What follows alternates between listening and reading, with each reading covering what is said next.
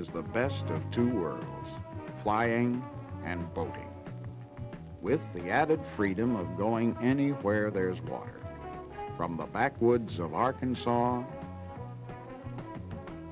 to the backwoods of Maine.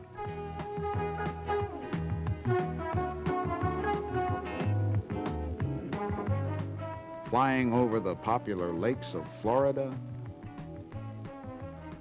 or the unknown lakes of Alaska. Here in our last frontier, the airplane is the fastest and often the only carrier. The early Alaskan bush pilot has already earned a place in American folklore.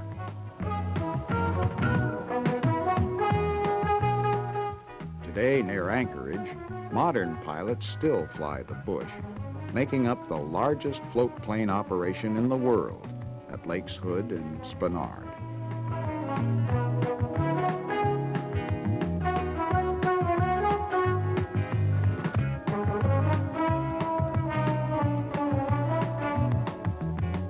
But no matter where you operate, the fundamentals of flying floats are the same.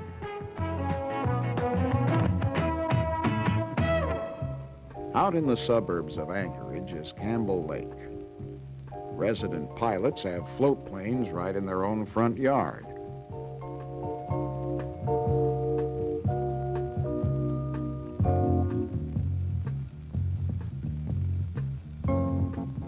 You'll find pre-flight checkout of the float plane generally similar to that of a land plane. One obvious difference is you have to be careful on your walk-around. Inspection of water rudder cables and pulleys is a must. Without free movement, directional control will be seriously impaired on the water. Besides checking the general condition of the floats, inspect all compartments for excess water. Before each flight, look for possible leakage.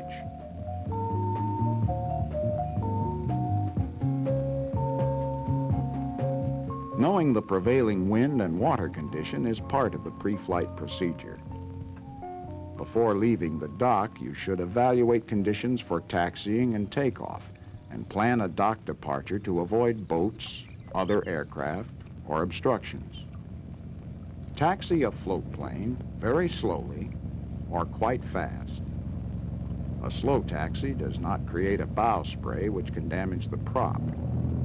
As the throttle is smoothly opened and the aircraft picks up speed, spray increases at the bow of the floats. The stick is held all the way back, and the bow of the floats lifts out of the water as you move onto the step. The spray line is definitely back of the propeller. Once on the step, power can be reduced. To avoid prop damage and engine overheating, there is no proper in-between. Either taxi slowly, or when conditions are favorable and there's a long distance to cover, taxi on the step. For takeoff under no wind or glassy water conditions, you can get some assistance by circling around and roughing up the surface. A small wake helps unstick the floats. Float flying is not considered to be difficult to learn.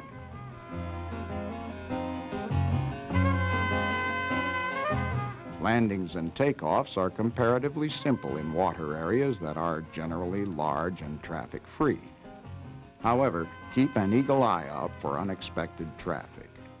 Once on the step, merely add power and accelerate for takeoff. When sufficient flying speed is attained, a very slight increase in back pressure will lift the aircraft cleanly off the water.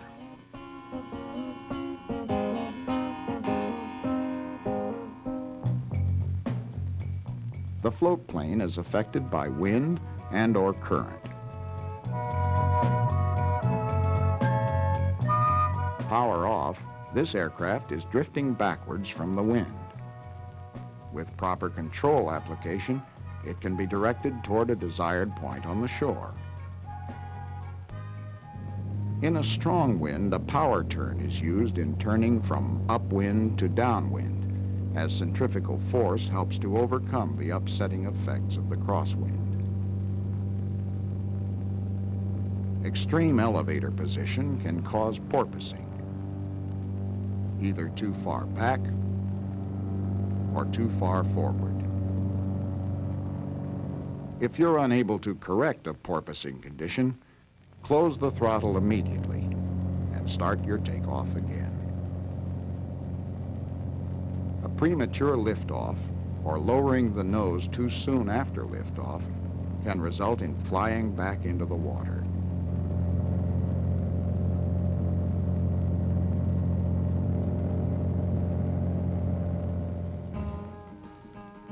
When forced to operate from a small pond or in a restricted area, apply the same techniques used for short field landing. Proper speed and approach path control brings you in and stopped as quickly as possible.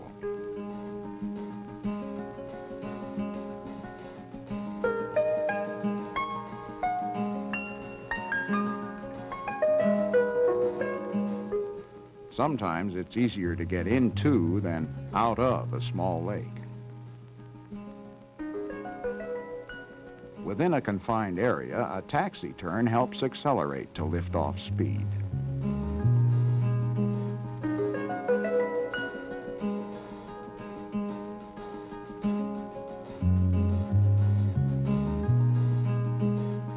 Then climb out at best angle of climb speed to provide the most clearance.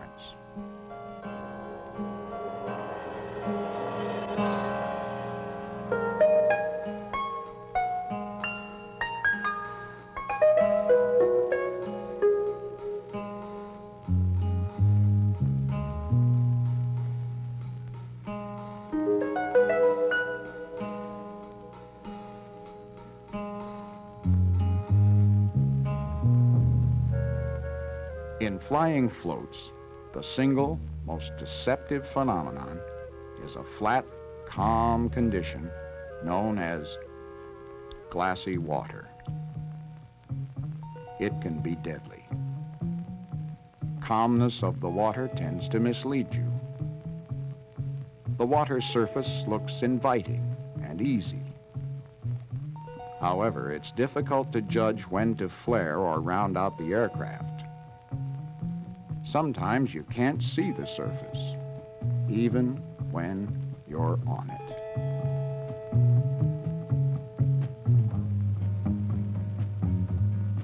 We're going to line up an approach that passes close to the shore so we can maintain a reference point. Because of the power-on approach, glassy water landings consume a considerable landing distance. Check out beforehand to make sure there's enough room. Set up an attitude similar to liftoff and maintain a constant descent.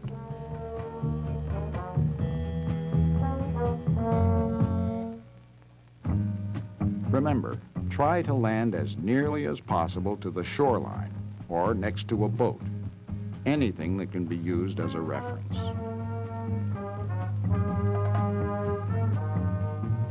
For takeoff, we'll do a step turn to cause waves. This not only helps free the floats, but also improves depth perception. Operate close to shore if possible and establish a positive rate of climb. Many pilots have made a safe, glassy water landing, and then during takeoff, have flown back into the water.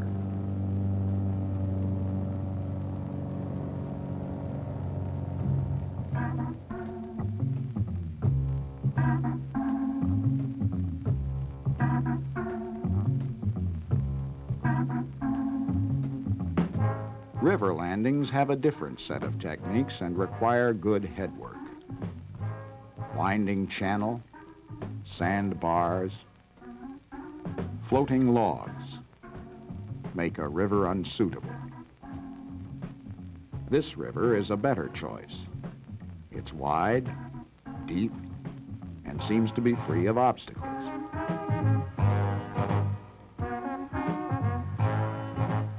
But before landing on any river, it's a good idea to seek advice from local pilots.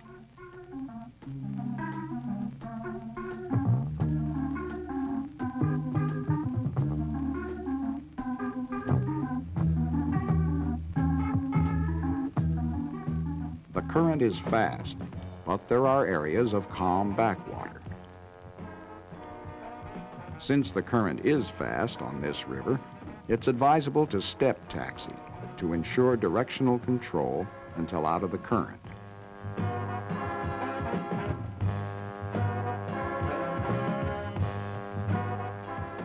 Unlike a glassy water landing where we operate close to the shore, you notice we stay well clear of the bank.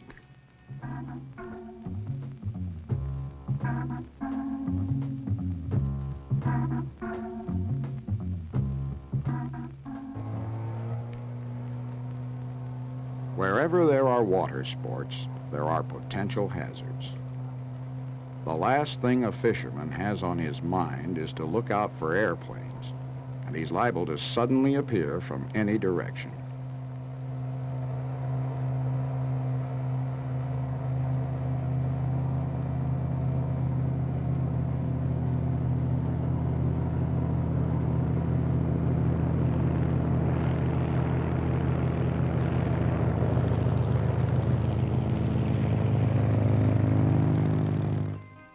When landing on rough water, touch down near stall speed to reduce pounding action on the floats and strain on float fittings.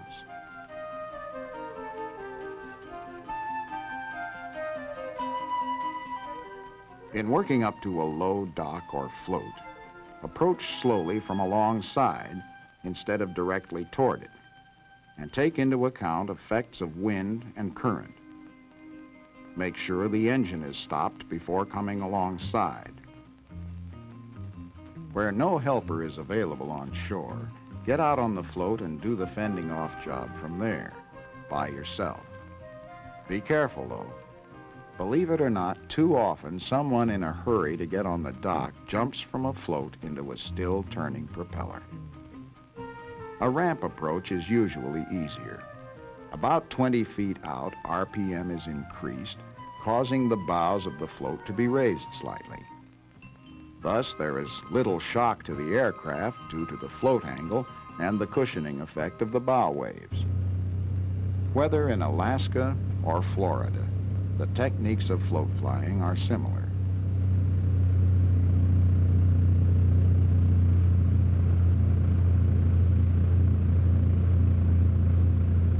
Float plane operators everywhere recommend avoiding boat wakes during a landing. Until the aircraft has slowed down, hitting a boat wake can damage the floats. The wake is helpful for depth perception, but touch down beyond it. Sometimes you'll find your seaplane in areas that offer no docking, mooring, or handling facilities. Before beaching on an unknown shore, inspect the bottom for sharp objects that could puncture the floats. Then, approach the beach at the slowest possible speed, cut the engine, lift the water rudders, and allow the aircraft to drift gently into the beach. Once ashore, lift the tail of the airplane and carefully pull it up onto the beach.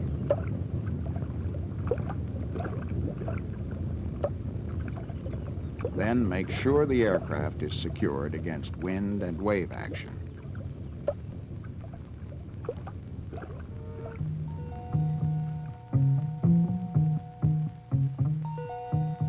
In Maine, like Alaska, you need the float plane to reach the remote backwoods.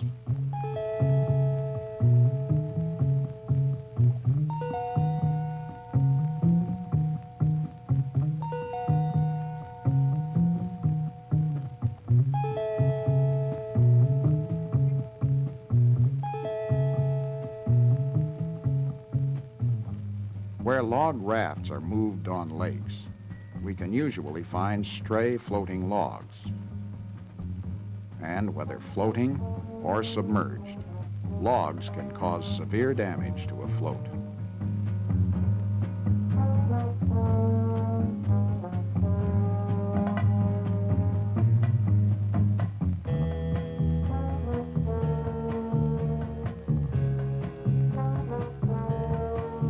Since so many highly experienced pilots have been fooled by glassy water, let's have a closer look.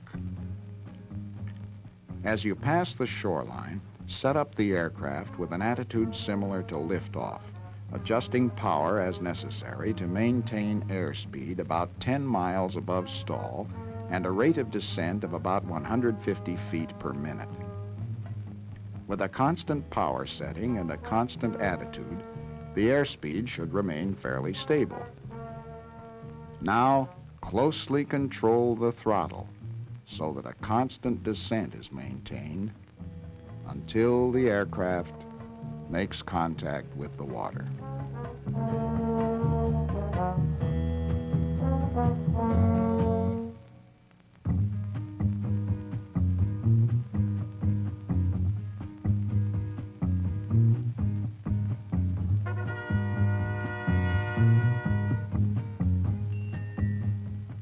Glassy water accidents are caused by misjudging height above the water, either flying into or stalling out above it. Your problems are magnified if bad judgment or circumstances result in landing away from shore. Then, proper glassy water technique is especially important.